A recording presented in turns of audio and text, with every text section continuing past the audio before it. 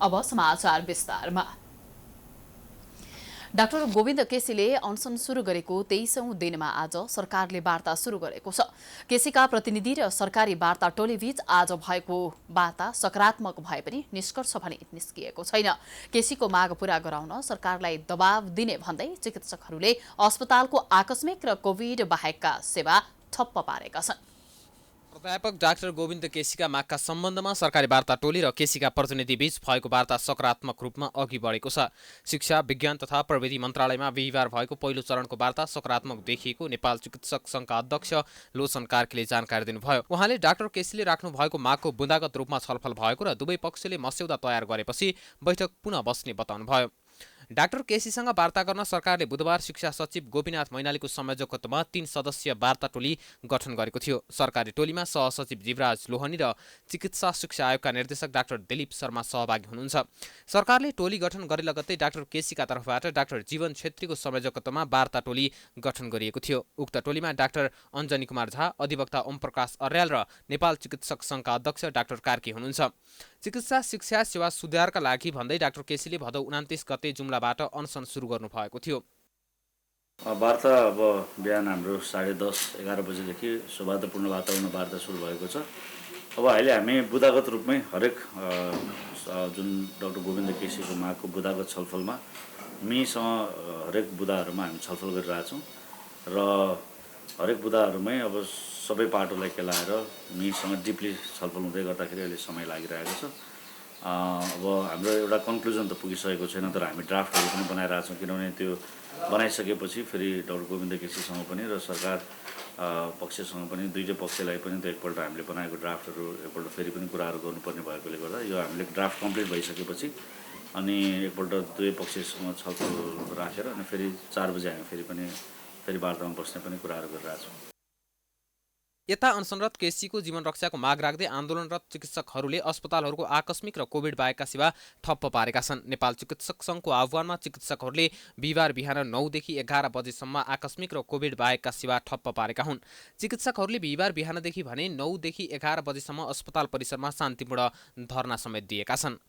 Doctor Govind KC 19औं अनसनमा फेरि बस्नु भएको छ र उहाँको यो अनसनको क्रममा यति दिन बितिसक्दा पनि सरकारले हिजो जो एउटा स्वागतको काम गरेको छ कि वार्ता टोली गठन गरेको छ, तर पनि उहाँको अवस्था दिन प्रतिदिन जटिल बन्दै गएको छ। हामीले चाहिँ आज पनि 9 देखि 11 हाम्रो एनएमएको निर्देशनअनुसार हामीले आज 9 देखि 11 यता शान्तिपूर्ण रूपमा धरना दिएका थियौँ र गोविन्द सरको जीवन रक्षाको लागि हामीले आज पनि धरना दिएका छौँ र हाम्रो कार्यक्रमहरू हामीले जारी राखेका छौँ र हामी सरकारले यो अपिल गर्न चाहन्छौँ कि अब वार्ता टोली बनाउनु भएको छ, त्यसलाई धन्यवाद छ र यथाशीघ्र अब एउटा निचोडमा पुगेर उहाँको जायज मागहरूलाई सम्बोधन गरेर सरको रक्षा गरिदिनु पर्यो। केसीले कर्णाली स्वास्थ्य विज्ञान प्रतिष्ठानमा तत्काल पूर्वाधार र जनशक्ति पुर्याएर एमबीबीएस लगायत कार्यक्रम सुरु गरियोस् जस्ता माग राखेर जुम्लाबाटै अनसन सुरु गरेका थिए। गेटा मेडिकल कलेज, राप्ती स्वास्थ्य विज्ञान प्रतिष्ठान, प्रदेश 2, गण्डकी प्रदेश लगायत स्थानमा मेडिकल कलेज सञ्चालन गर्ने प्रक्रिया अघि बढाउनु पर्नेमा उनको जोड छ। सरकारसँग 2075 साउन 10 गते गरिएको सम्झौता अनुसार चिकित्सा शिक्षा ऐन संशोधन गर्नुपर्ने, त्रिवी चिकित्सा शास्त्र अध्ययन संस्थान आइओएममा वरिष्ठता मिचेर गरिएका नियुक्ति सच्याउनुपर्ने र बैलपाटा अस्पताललाई नियमित र आवश्यक बजेट व्यवस्था गरी निशुल्क स्वास्थ्य सेवा सुनिश्चित गर्नुपर्ने डाक्टर केसीका प्रमुख माग हुन्। 19औं सत्याग्रहमा रहेका डाक्टर केसीलाई हाल बोल्न अप्ठ्यारो भइरहेको छ। स्वास्थ्य स्थिति थप जटिल बन्दै गएकाले उपचारमा संलग्न चिकित्सकहरूले आइसियुमा भर्ना हुन आग्रह गरे पनि उनले स्वीकार गरेका छैनन्। हाल उनलाई अक्सिजन दिइराखिएको छ। नेपालमा आज एकै दिन 4300 भन्दा धेरै जनामा कोरोना पुष्टि भएको छ। एकै दिन संक्रमितको संख्या अहिलेसम्मकै धेरै भयो। पछिल्लो 24 घण्टामा पीसीआर परीक्षण पनि अहिलेसम्मकै धेरै जनाको गरिएको छ। नेपालमा पछिल्लो 24 घण्टामा 4364 जनामा कोरोना संक्रमण पुष्टि भएको स्वास्थ्य तथा जनसङ्ख्या मन्त्रालयले बताएको छ। 18,473 जनाको पीसीआर परीक्षण गर्दा अहिलेसम्मकै धेरै जनामा संक्रमण पुष्टि भएको हो। यसअघि बुधबार 3,439 जना संक्रमित थपिएका थिए। परीक्षण पनि अहिलेसम्मकै धेरै संख्यामा भएको हो। पछिल्लो 24 घण्टामा उपत्यकामा मात्रै 2540 जनामा कोरोना संक्रमण पुष्टि भएको छ। मन्त्रालयले बिहिबार आयोजना गरेको पत्रकार सम्मेलनमा काठमाडौँमा 2085, ललितपुरमा 320 र भक्तपुरमा 135 जनामा संक्रमण भेटिएको जानकारी जानकारी दिइएको हो। मन्त्रालयले पछिल्लो एक हप्तामा काठमाडौँ उपत्यकामा 10,000 भन्दा धेरैमा संक्रमण भएको उल्लेख गर्दै स्वास्थ्य सतर्कता पालना नगरेको प्रति असन्तुष्टि समेत जनाएको छ। अन्य जिल्लाबाट काठमाडौँ आउनेहरू कम्तीमा 2 हप्ता क्वारेन्टिनमा बसेर मात्रै काममा वा बाहिर निस्कन पर्ने नियम भए पनि त्यसको पालना नभएको प्रति ध्यानाकर्षण गराएको छ। निषेधाज्ञा खुलिसके काठमाडौँ भित्रको बजारमा मानिसहरूको चहल पहल बढिरहेको छ, तर स्वास्थ्य सुरक्षाका मानदण्डहरू पूरा पालन नगरिएको कारण यो सङ्ख्या ह्वात्तै बढेको देखिन्छ। विभिन्न ठाउँबाट काठमाडौँ भित्रिएका मानिसहरू कम्तीमा 2 हप्तासम्म क्वारेन्टिनमा बसेर मात्र आफ्नो काममा फर्कने मापदण्ड भए पनि खासै सो मापदण्ड पालन गरेको पाइएको छैन। आज थपिएका संक्रमितपछि नेपालमा कुल संक्रमितको संख्या 98,617 पुगेको छ। देशभरि सक्रिय संक्रमितको संख्या 26,684 जना रहेको छ। संक्रमित मध्ये संस्थागत आइसोलेसनमा 11,717 र होम आइसोलेसनमा 14,967 जना रहेका छन्। तीमध्ये 235 जना आइसियुमा र 42 जना भेन्टिलेटरमा राखेर उपचार भइरहेको छ। मन्त्रालयले संक्रमितको संख्या तीव्र गतिमा बढिरहँदा उपचारका लागि अस्पतालमा बेड नै नभएको समेत बताएको छ। प्राय अस्पतालहरू भरिएको पाएका छौँ, किनकि मानिसहरू सामान्य रुगाखोकीका लागि हल्का ज्वरो आउने बित्तिकै कोरोना लागेको हो कि भनी चिन्तित बनेर स्वास्थ्य संस्था जानेको संख्या पनि अत्यधिक बढेको छ। पछिल्लो 24 घण्टामा कोरोना संक्रमणबाट मुक्त भई घर फर्कनेको संख्या 2,675 रहेको छ। यससँगै देशभर कोरोना निको हुनेको संख्या 71,343 पुगेको छ। संक्रमित मध्ये 72.3% निको भएका छन्। 24 घण्टामा 12 जनाको मृत्यु भएको छ। यो सँगै नेपालमा कोरोना संक्रमणका कारणले मृत्यु हुनेको संख्या 590 पुगेको छ। आजको दिनमा मनाङ र मुस्ताङ कोरोना संक्रमण मुक्त छ भने काठमाडौँ, भक्तपुर र ललितपुर सहित 7 जिल्लामा 500 भन्दा बढी संक्रमित रहेका छन्। पछिल्ला दिनमा नेपालमा कोरोना संक्रमण भुसको आगो जस्तै फैलिएको छ। पछिल्लो समय काठमाडौँ उपत्यकामा मात्र 75% संक्रमित थपिएका छन्। यही अवस्था कायम रहने हो भने अस्पतालहरूले धान्नै नसक्ने अवस्था आउने निश्चित छ। सरकारले अस्पताल तथा उपचारको व्यवस्था गर्न नसकेपछि नागरिकलाई अस्पताल नै नआउने भन्दै गैर जिम्मेवारपूर्ण आग्रह गरेको छ। तीव्र संख्यामा वृद्धि भए पनि सरकार सकभर लकडाउन वा स्वास्थ्य सङ्कटकाल घोषणा नगर्ने पक्षमा देखिएको छ। तर स्वास्थ्य तथा जनसङ्ख्या मन्त्रालयले काठमाडौँ उपत्यका लगायतका शहरमा संक्रमित तीव्र गतिमा फैलिएसँगै अस्पतालमा बेडको अभाव समेत देखिन थालेको जनाएको छ।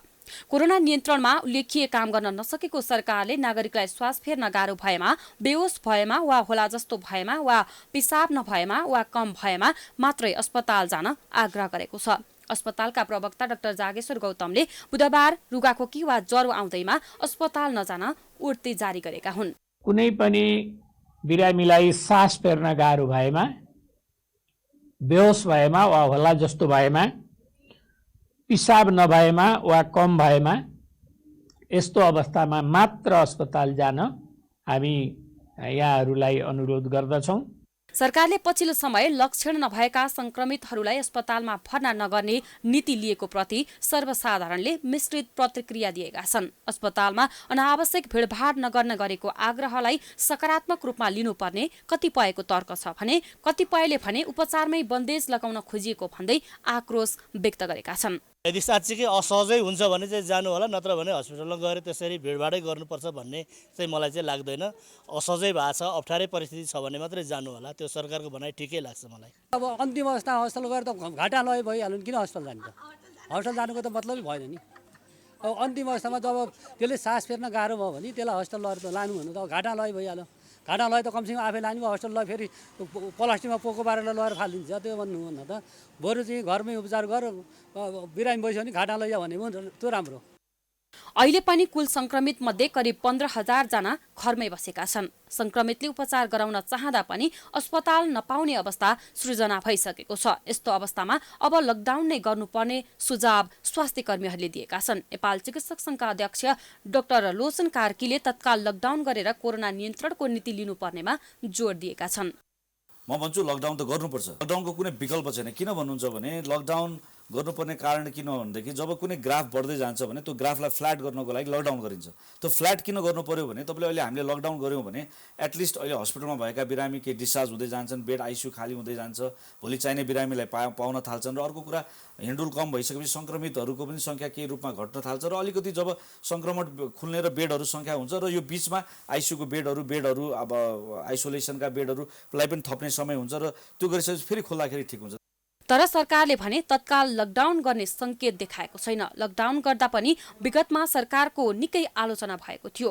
त्यसो त सरकारले लकडाउन मात्रै गर्ने अरू काम नगर्ने प्रवृत्ति देखाउनाले पनि कोरोना भाइरस संक्रमण नियन्त्रणमा असफल भएको आरोप लाग्दै आएको छ। शीर्ष तहमै विवाद बढेपछि समाधान खोज्न नेपाली कांग्रेसले गत 19 गते केन्द्रीय समिति बैठक बोलाएको थियो। तर केही नेताहरूमा कोरोना संक्रमण देखिएपछि बैठक स्थगित गरेर 25 गतेलाई सारियो। नेपाली कांग्रेसमा 14औं महाधिवेशनको अनिश्चितताका बीच आन्तरिक रसाकसी भने जारी छ। नेपाली कांग्रेसका नेताहरू शक्ति सञ्चयको होडबाजमा लागिरहेका छन्। सोही क्रममा सभापति शेरबहादुर देउवाले विभागहरू गठन गरेर आफू निकटका नेताहरूलाई मनोनित गरे। उता वरिष्ठ नेता रामचन्द्र पौडेल पक्षधरले भने देउवाले विधान विपरीत महाधिवेशनको नजिक विभाग गठन र मनोनित गरेको भन्दै निरन्तर विरोध गर्दै आएका छन्। पार्टीका 47 वटा केन्द्रीय विभागमध्ये 20 वटा गठन गरी 900 नेता कार्यकर्तालाई विभागीय जिम्मेवारी सुम्पिँदा संस्थापन इतर समूहका जिल्ला तहका 100-150 नेता समेत देउवाले आफूसँग जोडेको पाइन्छ। 500 भन्दा बढी पुराना नेतालाई ज्येष्ठ राजनीतिज्ञ सभामा मनोनयन गर्दै देउवाले जिल्ला तहको माहौल सुधार्ने प्रयत्न गरेको पाइन्छ। सभापति देउवाको कार्यशैलीको विरोधमा असोज 12 गते पौडेल पक्षले विधान विपरीतका निर्णय सच्याउन सभापतिलाई अल्टिमेटम नै दिएको थियो। देउवासँग असन्तुष्ट पक्षले पदाधिकारी र केन्द्रीय सदस्य गरी 27 जनाको हस्ताक्षर सहितको विरोध पत्र केन्द्रीय पार्टी कार्यालयमा बुझाएको थियो। महाधिवेशन प्रभावित पार्ने र पार्टी कब्जा गर्ने नियतले विधान विपरीतका काम कारबाही भएको उनीहरूको निष्कर्ष छ। दुई पक्षको विवादकै बीच गत 19 गते केन्द्रीय समिति बैठक बोलाइएको थियो। तर बैठक अघि कोरोना परीक्षण गर्दा केही नेताहरूमा संक्रमण पुष्टि भयो, जसले गर्दा बैठक स्थगित गरियो र 25 गतेलाई अर्को मिति तय भएको छ। तर बिहिबार बिहान फेरि केही नेताहरूको कोरोना परीक्षण गरिएको छ। परीक्षणको नतिजामा कसैलाई पोजिटिभ आयो भने 25 गतेको बैठक पनि स्थगित हुने सम्भावना देखिन्छ। त्यस्तो बेलामा अब यो सिबिसी बैठक राख्नु चाहिँ उपयुक्त होइन। तर यो बैठक चाहिँ फेरि अस्ति पिसिआर गर्दाखेरि अब त्यो नेताहरूकै अब 5-6 जनाको चाहिँ पोजिटिभ देखियो होइन। अब आज गरेको पिसिआरमा पनि फेरि पोजिटिभ देखिन सक्छ कतिजनालाई। त्यही यस्तो खालको बैठक चाहिँ नगर्नुहोस्, बरु अलिकति चाहिँ यस्तो खालको चाहिँ भन्दा बरु जुममा गएर जुमबाट चाहिँ हामीले चाहिँ आफूले चाहिँ सबै सिस्टम कन्ट्रोल गरेर होइन त्यसरी चाहिँ यो बैठक राख्ने कि अथवा पदाधिकारीहरू बसेर डिसिजन गरेर पछि चाहिँ त्यो समितिबाट पास गराउने गरी बस्ने कि त्यसो गर्दा ठिक हुन्छ। अब यो सिचुएसन ठिक छैन। यस्तो अवस्थाले फागुनमा गर्ने भनेको 14औं महाधिवेशन पनि अन्यलग्रस्त बनेको छ। त्यसै त नेताहरू बीचको लडाईँले फागुनमा महाधिवेशन हुनेमा आशंका पैदा भएको थियो। अहिले कोरोनाले थप बाधा पुर्याइरहेको छ।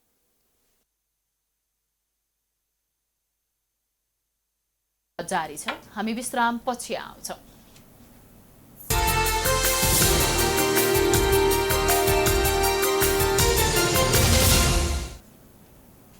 विश्रामपछि स्वागत छ। अब बाँकी समाचार। नेकपाको सचिवालयले मन्त्रीमण्डल पुनर्गठन गर्न सरकारलाई निर्देशन दिएको थियो। केही मन्त्रीहरू असफल भएकाले परिवर्तन गर्नुपर्ने कतिपयको तर्क छ भने शीर्ष नेताहरूबीच भागबन्डा मिलाउनु परेकाले पनि केहीलाई हटाएर नयाँलाई मौका दिनुपर्ने अवस्था छ। मन्त्री फेर्ने विषयमा अध्यक्षद्वय केपी शर्मा ओली र पुष्पकमल दाहाल बीच निरन्तर भेटवार्ता भए पनि सहमति भने जुट्न सकेको छैन। पछि नेकपाको नेतृत्वमा स्थिर सरकार गठन त भयो, तर मन्त्रीमण्डल भने अस्थिर भइरहेको छ। 3 वर्ष नपुग्दै पटक पटक मन्त्री हेरफेर भइसकेको छ। नेकपा भित्रको विवादले प्रधानमन्त्री समेत फेरिने सम्भावना देखिएको थियो। तर तत्कालका लागि प्रधानमन्त्री नफेरिए पनि मन्त्रीहरू भने फेरिने पक्का पक्की जस्तै छ। तर कुन मन्त्रीलाई हटाउने र कसलाई मन्त्री बनाउने भन्ने सहमति नहुँदा मन्त्री परिषद पुनर्गठन तत्काल हुने सम्भावना टरेको छ। नेकपाका अध्यक्ष तथा प्रधानमन्त्री केपी शर्मा ओली र कार्यकारी अध्यक्ष पुष्पकमल दाहाल बीच मत नमिलेपछि मन्त्री परिषद पुनर्गठन तत्कालै हुने सम्भावना टरेको हो। भदौ 26 गतेको स्थायी कमिटी बैठक र असोज 4 गतेको सचिवालय बैठकको म्यान्डेट अनुसार मन्त्री परिषद पुनर्गठनका लागि निरन्तर छलफल गर्दा पनि मत नमिलेपछि तत्कालका लागि रिक्त मन्त्रालय भर्ने गरी दुई अध्यक्षले छलफल अगाडि बढाएको बुझिएको छ। रिक्त रहेका सूचना प्रविधि तथा सञ्चार, अर्थ र शहरी विकास मन्त्रालयमा मन्त्री नियुक्त गर्ने तर तत्काल कसैलाई पनि नहटाउने विषयमा ओली दाहालको छलफल केन्द्रित भएको बताइएको छ। पुनर्गठन भने तिहारपछि मात्र गर्ने तयारी भएको छ। अर्थ र सञ्चार मन्त्रालय प्रधानमन्त्री ओलीले आफ्नो मातहतमा राखेका छन्।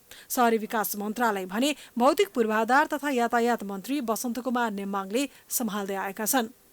डाक्टर युवराज खतिवडा बाहिरिएपछि रिक्त अर्थ मन्त्रालयको जिम्मेवारी कसले पाउला भन्ने चासोको विषय बनेको छ। डाक्टर खतिवडालाई ओलीले विशेष आर्थिक सल्लाहकारका रूपमा सचिवालयमा भित्र्याएपछि उनलाई छाया अर्थमन्त्रीको रूपमा समेत हेरिएको थियो। तर ओलीले खतिवडालाई अमेरिकाको राजदूत बनाउने निर्णय गरेपछि अर्थमा नयाँ व्यक्ति ल्याउनु पर्नेछ। तर कसलाई मन्त्री बनाउने भन्नेमा ओली दाहाल बीच सहमति हुन सकेको छैन। बिहिबार पनि दुई अध्यक्ष बीच लामो समय भेटवार्ता भयो तर कुरा मिलेन। दुई अध्यक्ष बीच पार्टी एकताका बाँकी काम, सरकारले गर्ने संवैधानिक नियुक्ति तथा राजनीतिक नियुक्ति, मन्त्रीमण्डल हेरफेर लगायतका विषयमा पनि छलफल भएको बताइएको छ।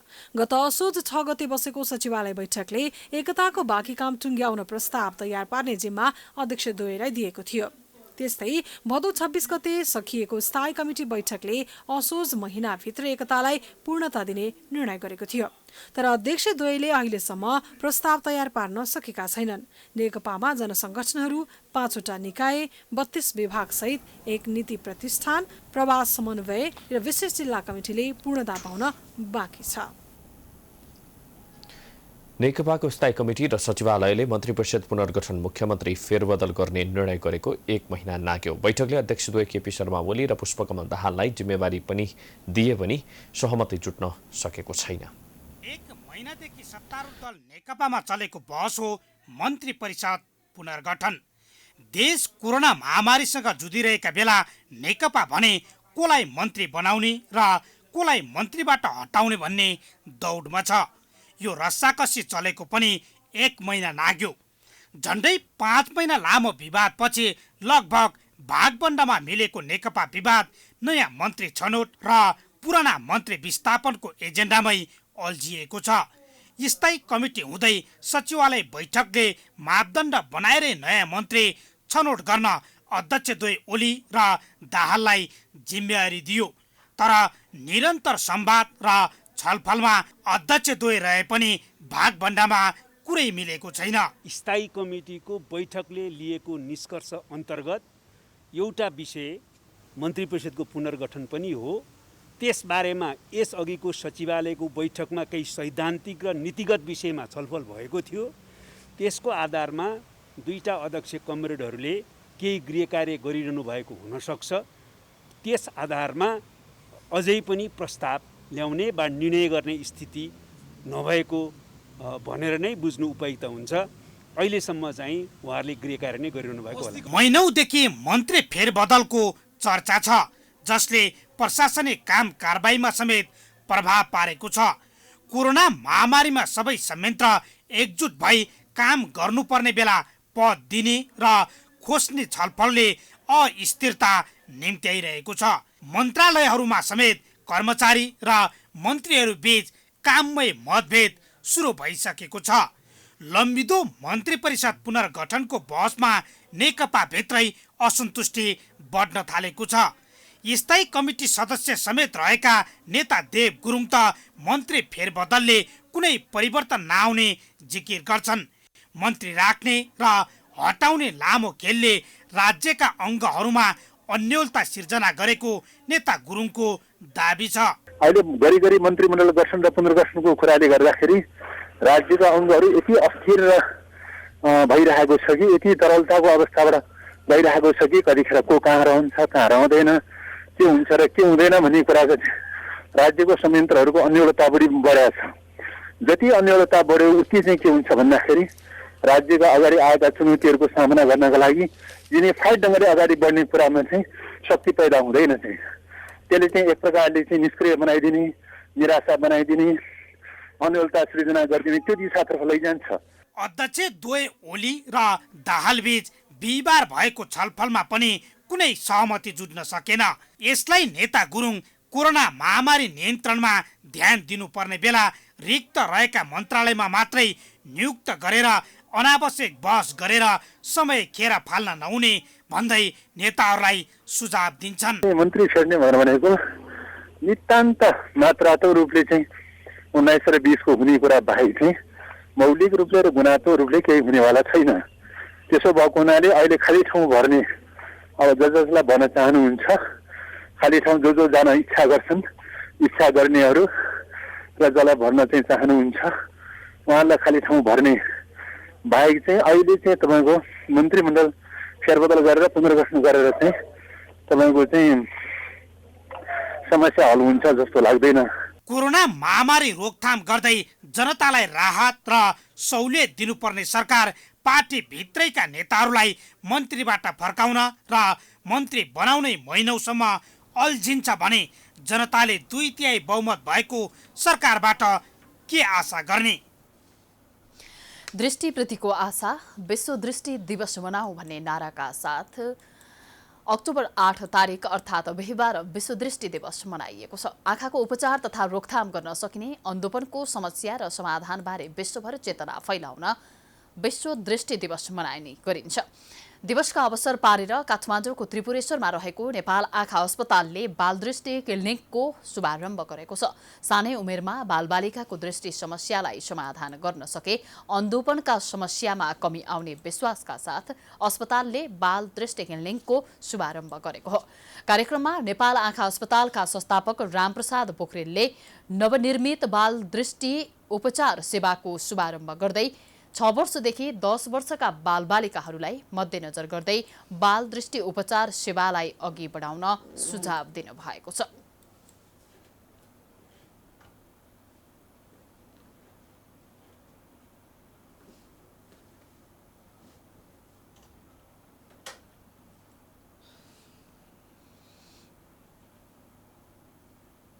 यसबाट मेरो अनुरोध यो छ कि जति मान्छेहरू आउँछन् सर्वे गर्नुहोस् यस क्षेत्रमा या स्कुलमा जानुहोस्, हरेक बच्चाहरूको जाँच गर्नुहोस् र 2टा आँखा इन्डिभिजुअली हेर्नुहोस्। हेलिसकेपछिबाट 2टै बराबर छ भनेदेखि ठिक छ, 6/6 छ भने ठिक छ, छैन भने त्यसलाई रिफर गरेर कसरी करेक्सन गर्न सक्छ त्यो गरौँ। सुरुमै त 100% करेक्सन हुनसक्दछ। म चाहिँ खास गरेर 6 वर्षदेखि 10 वर्षको बच्चाहरूलाई चाहिँ प्राथमिकता दिन चाहन्छु ताकि तिनीहरूको आँखा कहिले पनि नबिग्रोस्, सधैँभरि राम्रो भइरहोस् भन्न चाहन्छु।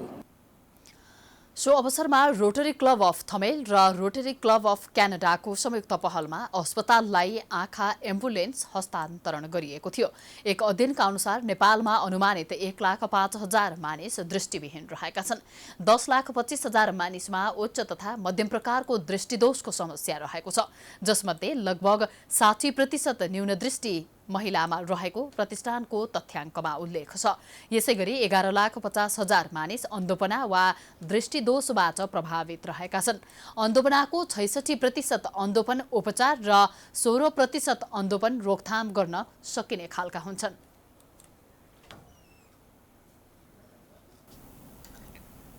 त्रिभुवन विश्वविद्यालयका उपप्राध्यापक प्रेम चलाउनेमाथि भएको कुटपिटको विरोधमा प्राध्यापकहरूले उपकुलपतिको कार्यालय घेराउ गरेका छन्।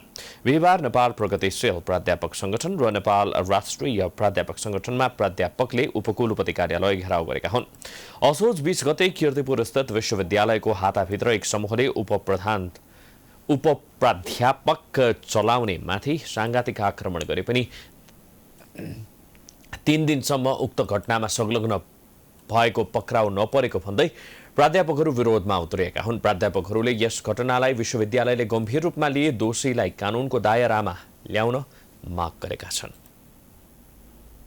केन्द्रीय विभागका उपप्राध्यापक प्रेम चलाउनेमाथि मिति 77/6/20 गते बिहान विश्वविद्यालय क्याम्पस हाताभित्र आपराधिक समूहले सांघातिक आक्रमण गरी मरणासन्न अवस्थामा पुर्याएको प्रति विश्वविद्यालय क्याम्पसका हामी 2 इकाइहरू नेपाल प्रगतिशील प्राध्यापक संगठन र नेपाल राष्ट्रिय प्राध्यापक संगठनको गम्भीर ध्यानाकर्षण भएको छ। दिन दहाडै विश्वविद्यालय जस्तो पवित्र थलोभित्र यस किसिमका जघन्य अपराधिक घटना हुनु विश्वविद्यालयको र सम्पूर्ण प्राध्यापक कर्मचारी तथा विद्यार्थीहरूको लागि गम्भीर चिन्ताको विषय हो। घटना घटेको आज तेस्रो दिनसम्म पनि अपराधी पक्राउ हुन नसकेको स्थितिमा यस घटनालाई विश्वविद्यालय प्रशासनले गम्भीर रूपमा लिई अपराधीलाई अविलम्ब पक्राउ गर्न लगाई कारबाहीको दायरामा ल्याउन तुरन्त पहल गर्न हामी जोरदार माग गर्छौँ।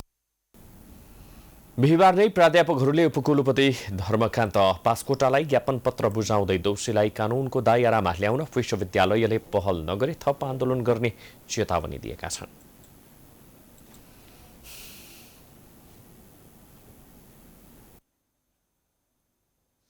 जिल्ला प्रशासन कार्यालय कपिलवस्तुले यस वर्षको दशैंमा दुर्गा पूजाका लागि माटोले बनेको मूर्ति राख्न प्रतिबन्ध लगाएको छ। भिडभाड भई कोरोना संक्रमण फैलन सक्ने देखिएको हुँदा प्रतिबन्ध लगाइएको प्रमुख जिल्ला अधिकारी दीर्घ नारायण पौडेलले जानकारी दिनुभएको छ। कपिलवस्तु जिल्लामा दशैंको बेलामा गाउँ गाउँमा मूर्ति राख्ने प्रचलन रहेको छ।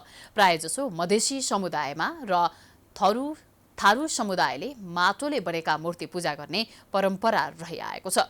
मूर्ति बनाउनका लागि भारतीय कालीगौड नेपाल आउने समेत गरेका थिए। नेपालीहरू सीमावर्ती भारतीय बजारमा गई मूर्ति ल्याई पूजा गर्दै आएका थिए। दुर्गा मूर्ति विसर्जनका क्रममा कपिलवस्तुमा पटक पटक हिंसाका घटना समेत भएका थिए। गत वर्ष मूर्ति विसर्जनका क्रममा झडपका क्रममा कृष्णनगर नगरपालिकामा प्रहरीको गोली लागि एकजनाको मृत्यु समेत भएको थियो। प्रशासन कार्यालयको विज्ञप्ति जारी गर्दै बाजागाजा नबजाउन, भिडभाड नगर्न समेत अनुरोध गरेको छ।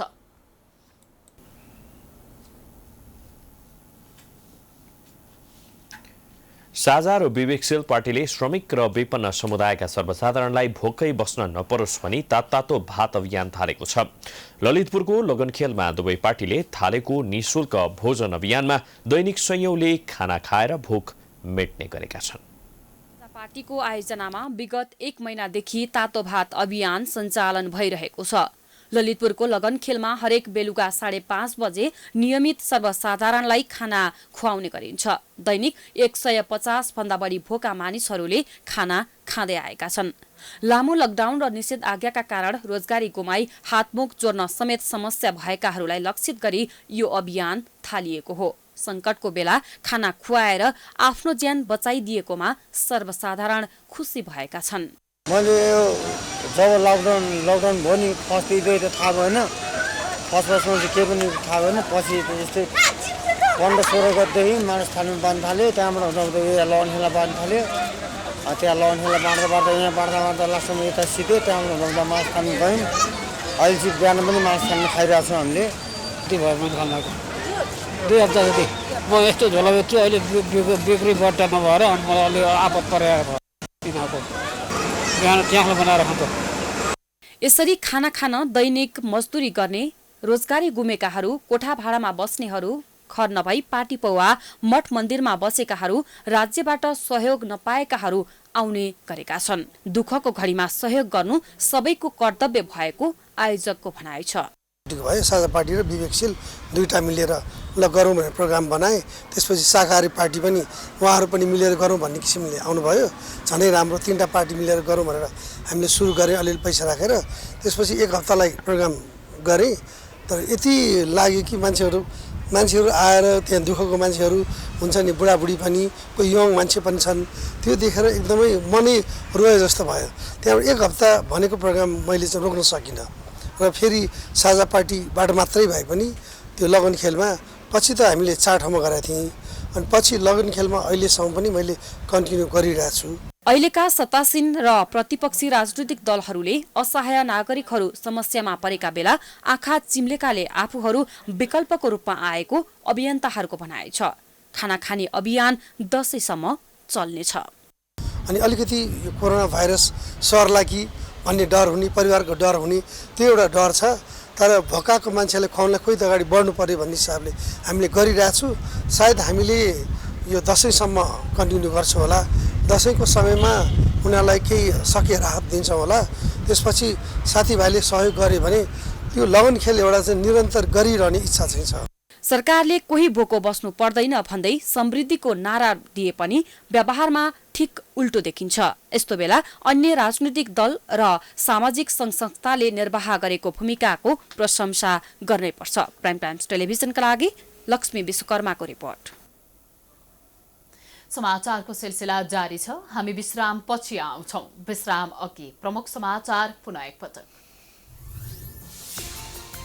डाक्टर गोविन्द केसीको माग पूरा गर्न चौतर्फी दबावपछि सरकारसँग वार्ता दिनभरिको छलफलपछि आजै सहमति गरेर अनसन तोडाउने प्रयास जारी।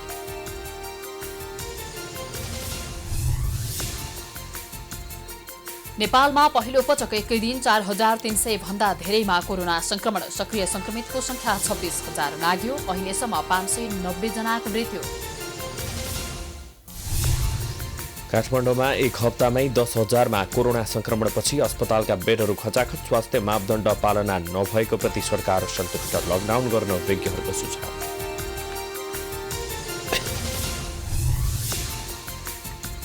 नेकपाका अध्यक्षद्वय बीच मन्त्रीमण्डल पुनर्गठनमा सहमति जुटेन। भागवाण्डाकै लागि मन्त्री हेरफेर गर्न खोजेपछि पार्टीभित्रै असन्तुष्टि। रिक्त 3 मन्त्रालयमा मात्रै नयाँ नियुक्ति गर्न दबाव। चाडपर्व नजिकिएसँगै बजारमा अखाद्य वस्तुको बिगबिगी, कालोबजारी र मूल्य वृद्धि मौलाउँदो। सरकारी अनुगमन औपचारिकतामै सीमित।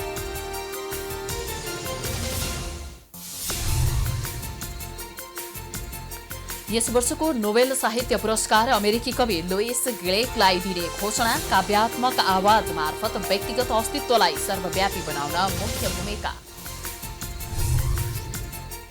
र कोरोनाको जोखिमका कारण ठप्प बनेको खेलकुद क्षेत्र चलायमान बन्दै भर्चुअल माध्यमबाट प्रतिस्पर्धात्मक खेलहरू गराइँदै।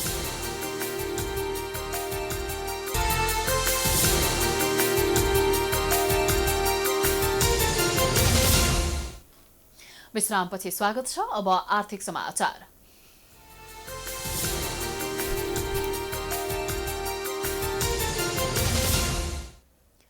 राजधानीमा पिउने पानीको अभावको मौका छोप्दै विभिन्न ब्रान्डको जारको पानी बिक्री हुँदै आएको छ। अत्यधिक मागको फाइदा उठाउँदै गुणस्तरहीन र किरा परेको पानी समेत केही उद्योगीहरूले बजार पठाएको पाइएको छ। यसै क्रममा काठमाडौँको मूलपानीमा उद्योग रहेको एक्वा फ्रिडम ब्रान्ड नामको जारको पानीमा किरा भेटिएसँगै उपभोक्ताको स्वास्थ्यसँग खेलवाड गरेको पाइएको छ। खुल्ला आँखाले देख्ने गरी सिलप्याक जारभित्र किरा भेटिएको छ। अत्यधिक महँगोमा पानी बेच्दै आएको सिद्धिकाली एक्वा पानी उद्योगद्वारा उत्पादित एक्वा फ्रिडम ब्रान्डको 20 लिटरको सिलप्याक जारभित्र किरा भेटिएको हो।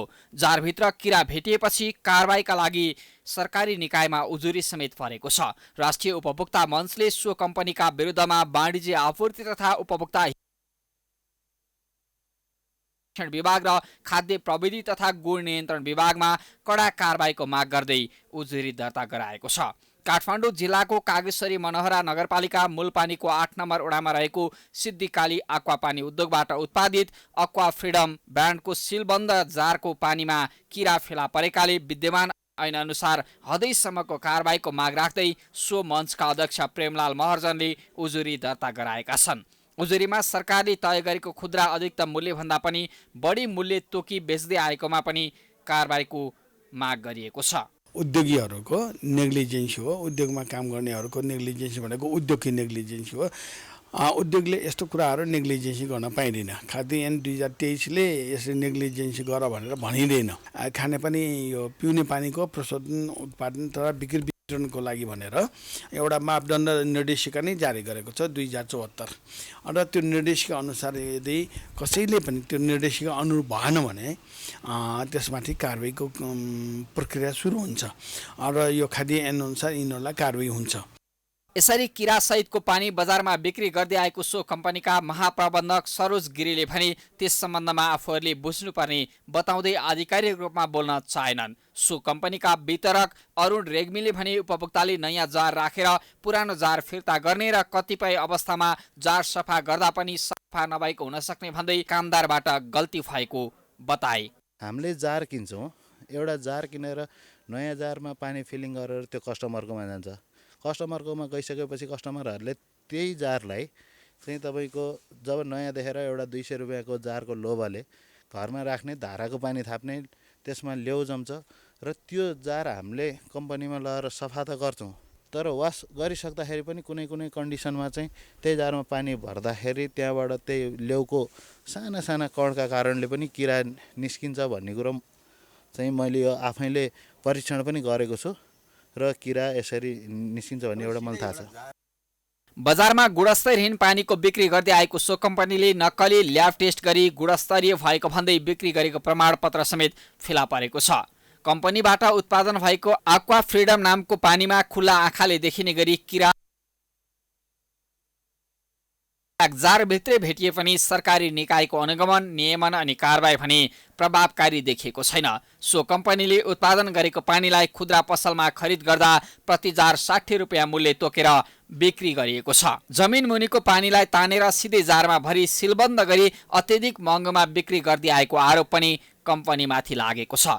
जार तथा बोतलको पानीमा फोहोर भेटिएको भन्दै पटक पटक सम्बन्धित कम्पनीसँग गुनासो गर्दा समेत सरकारी निकायले चासो दिएको पाइँदैन, जसका कारण उद्योगहरूले पटक पटक कमी कमजोरी गर्दै आएका छन्। क्यामेरा पर्सन मिलन मगर, सञ्जित गोपालीका साथमा रोशन कार्कीको रिपोर्ट। चाडपर्व नजिकैसँगै किनमेल अरू बेला भन्दा धेरै हुन्छ। विशेष गरी खाद्यान्नको कारोबार बढ्ने हुँदा यही मौकामा अखाद्य वस्तु बेचेर व्यापारीहरू पैसा कमाउने धन्दामा लाग्ने गर्दछन्। चाडपर्व लक्षित खाद्य पदार्थ तथा वस्तुको बजार अनुगमन सुरु गरेको छ। चाडपर्व नजिकिँदै गर्दा बजारमा मनपरी रूपमा मूल्य वृद्धि गरिरहेको र अखाद्य वस्तु बिक्री वितरणमा राखिएको उपभोक्ताको गुनासोपछि बजार अनुगमनमा काठमाडौँ महानगरपालिका अग्रसर भएको हो। महानगरको अनुगमन समितिले बजारमा अखाद्य पदार्थ तथा नक्कली लेबलिङ गरेका सामग्रीहरू भित्रिएको भन्ने वाणिज्य विभागको छापापछि उपत्यकामा बजार अनुगमन सुरु गरेको हो। उपत्यकाका विभिन्न क्षेत्रमा खाद्य तथा किराना पसल, मासु तथा माछा पसलमा अनुगमन गरिएको हो। अनुगमनको क्रममा त्यस क्षेत्रका पसलहरूमा अव्यवस्थित रूपमा मासु पसल सञ्चालन गरिएको पाइएको अनुगमनमा खटिएका महानगरको पशु विकास अधिकृत डम्बर बमले जानकारी गराए। बजारमा जथाभावी अखाद्य सामग्री बिक्री वितरण गरी उपभोक्ताको स्वास्थ्यमाथि गम्भीर खेलवाड गर्ने थोक तथा फुटकर व्यवसायी र व्यापारीहरूलाई कारबाही गरिने महानगरको अनुगमन समितिले जनाएको छ। खाद्य अनुगमन गर्दाखेरि कसैले जानेर अव्यवस्थित भएको छ, कसैले नजानेर पनि जुन प्रोसेस गर्नुपर्ने हो व्यापार गर्दाखेरि त्यो नजानेर पनि व्यापार गरेको पाइयो।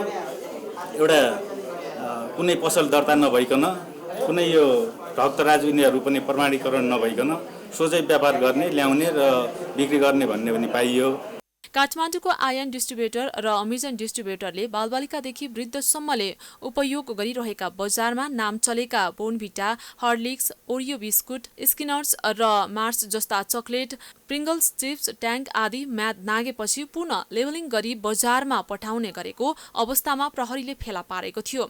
त्यस लगतै बजारमा म्याद गुज्रिएका सामग्रीहरू छ्यापछ्याप्ती आउन थालेपछि महानगर आफै तातेर अनुगमन सुरु गरेको हो।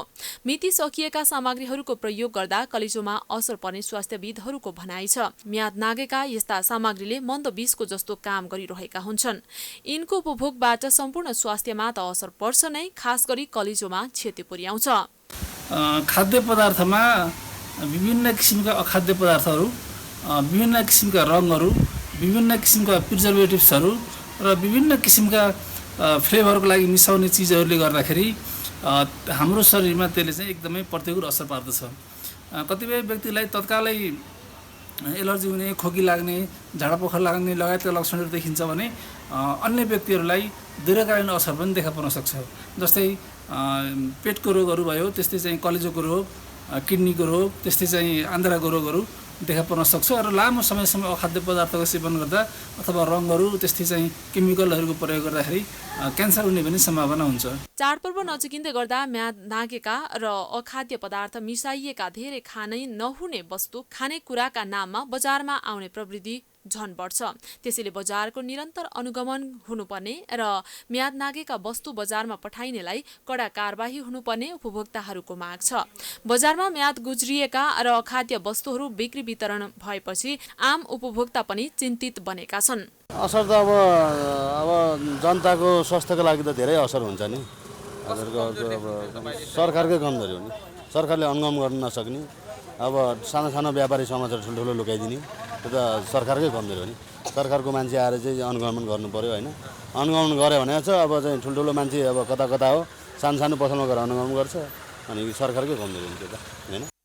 उपभोक्ताको प्रत्यक्ष जीवनसँग जोडिएका खाद्य सामग्रीमा मिसावट गर्ने, मनपरी मूल्य निर्धारण गर्ने, नक्कली लेबलिङ गर्ने लगायतमा संलग्न भएकाहरूलाई कडाभन्दा कडा कारबाही गर्नु जरुरी छ। तर सरकारी निकायले गर्ने अनुगमन कहिले पनि प्रभावकारी हुने गरेको पाइँदैन।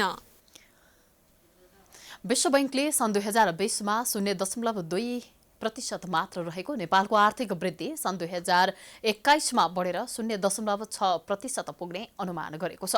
बैंकको पछिल्लो दक्षिण एसियाली स्तरीय आर्थिक प्रतिवेदनका अनुसार कोरोना र लकडाउनले पर्यटन क्षेत्रमा पुर्याएको असरका कारण यो वर्षको आर्थिक वृद्धि दरमा उल्लेख्य गिरावट आउने अनुमान गरिएको हो।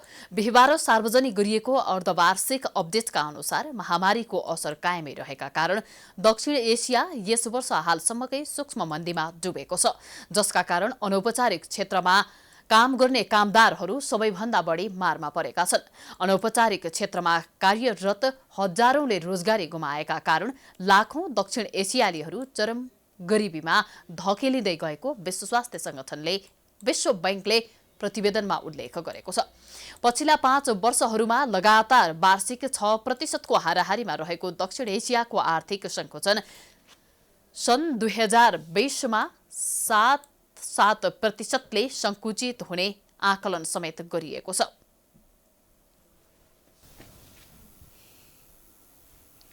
अब अन्तर्राष्ट्रिय समाचार।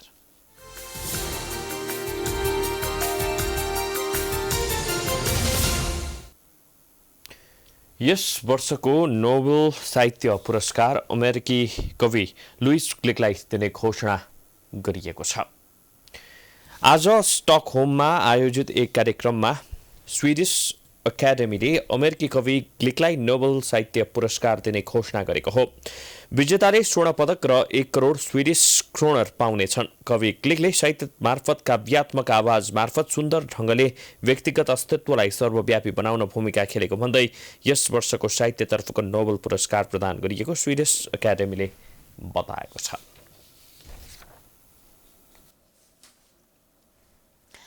युरोपमा कोरोना भाइरसको दोस्रो लहर सुरु भएपछि युरोपियन मुलुकमा थप समस्या सृजना भएको छ। दोस्रो चरणको कोरोना लहर सुरु भएसँगै युरोपियन मुलुकहरूले विभिन्न रणनीति तयारी थालेका छन्। अहिले जर्मनीमा कोभिड-19 को दोस्रो लहर सुरु भएको छ। यसअघि फ्रान्स, स्पेनमा कोरोनाको दोस्रो लहर देखिएको थियो। कोरोनाको पहिलो चरण नियन्त्रणमा ल्याएसँगै जर्मनीले लकडाउन खुकुलो पारेको थियो। तर दोस्रो लहर सुरु भएपछि जर्मनीमा रात्रिकालीन गतिविधिलाई रोक लगाइएको छ। जर्मनीमा यसरी रातको समयमा कर्फ्यू लगाएको 70 वर्षमा पछि यो पहिलो पटक हो। विश्व स्वास्थ्य संगठन WHO ले युरोपमा देखिएको दोस्रो लहरको कोभिड प्रति चिन्ता व्यक्त गरेको छ। युरोपियन राष्ट्रहरूमा कोरोनाको दोस्रो लहर चलिरहे पनि न्युजिल्यान्डले भने स्थिति नियन्त्रणमा लिइसकेको छ। अहिलेसम्म कोरोना भाइरसमाथि नियन्त्रण लिनेमा न्युजिल्यान्ड विश्वकै सफल राष्ट्र मानिएको छ। उता ब्राजिलमा भने कोरोनाले शास्ति दिइरहेको छ। ब्राजिलमा मृतकको संख्या 1.5 लाख पुग्न लागेको छ। ब्राजिलियन सरकारले कोरोनाको दोस्रो लहरबाट सुरक्षित रहन तत्काल योजना सार्वजनिक हुने जनाएको छ। सरकारले पुनः लकडाउनको तयारी पनि गरिरहेको छ। अब खेलकुद समाचार।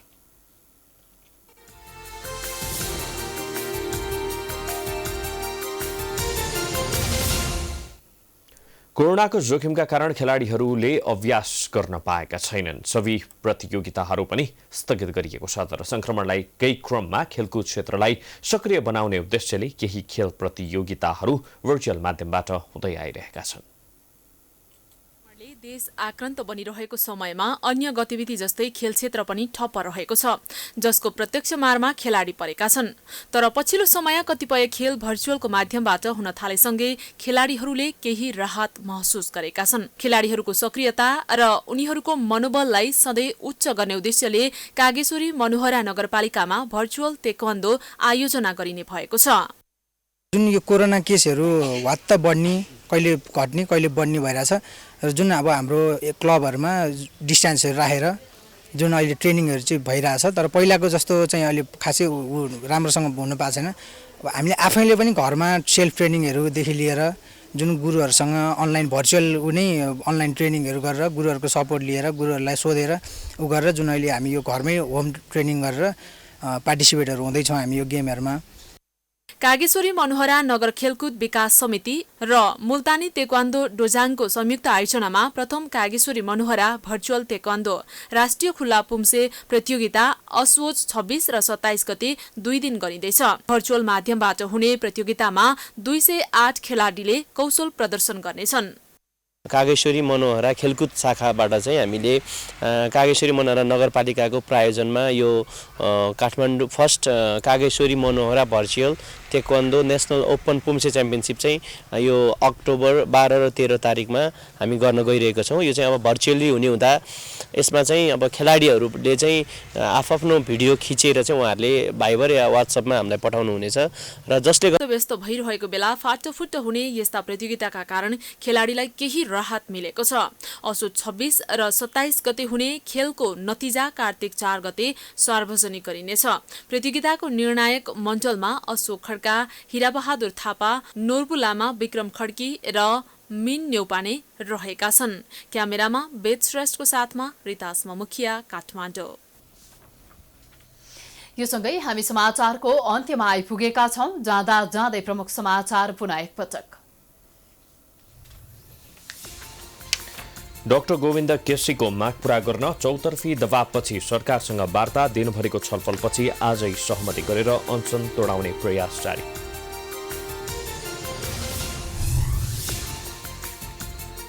नेपालमा पहिलो पटक एकै दिन 4,300 भन्दा धेरैमा कोरोना संक्रमण, सक्रिय संक्रमितको संख्या 26,000 नाग्यो। अहिलेसम्म 590 जनाको मृत्यु। काठमाडौँमा एक हप्तामै 10,000मा कोरोना संक्रमणपछि अस्पतालका बेडहरू खचाखच, स्वास्थ्य मापदण्ड पालना नभएको प्रति सरकार असन्तुष्ट, लकडाउन गर्न विज्ञको सुझाव।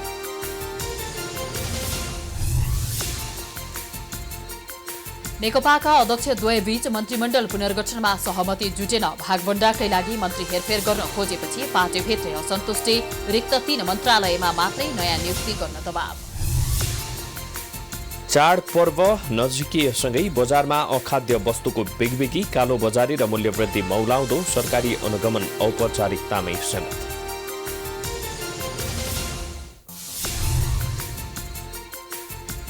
यस वर्षको नोबेल साहित्य पुरस्कार अमेरिकी कवि लुइस ग्लेकलाई दिने घोषणा। काव्यात्मक आवाज मार्फत व्यक्तिगत अस्तित्वलाई सर्वव्यापी बनाउन मुख्य भूमिका।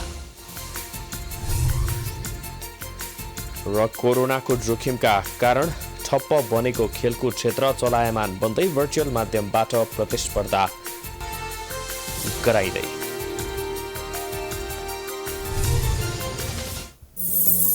समाचार अहिलेलाई सकियो।